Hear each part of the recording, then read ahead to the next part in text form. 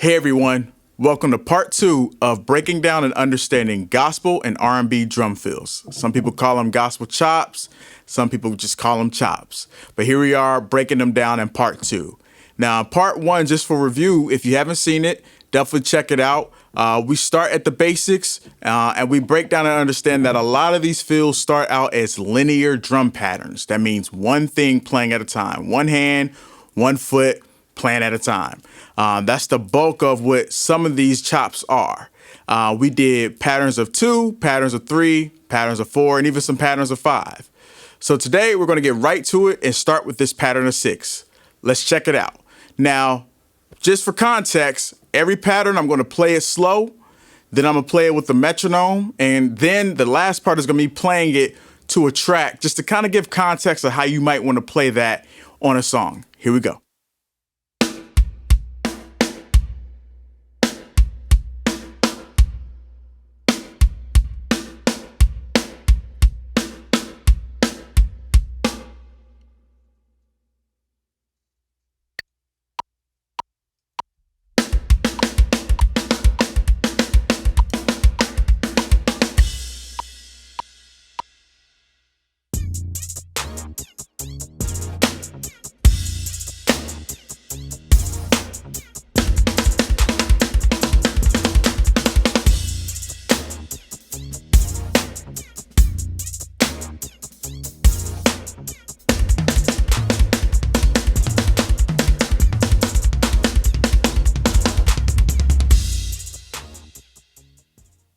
All right, cool. Now let's talk about another concept. So I'm gonna give you a pattern, but we're gonna talk about a concept with this pattern.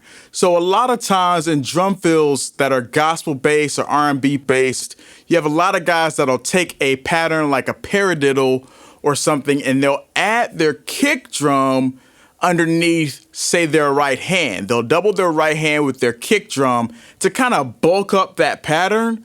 So here's one pattern. It's a group of 5. We're going to start slow again. We're going to play it with the click, and then we're going to play it in context with a track, just so you guys can get a feel of how this might play out on a song. Let's check it out.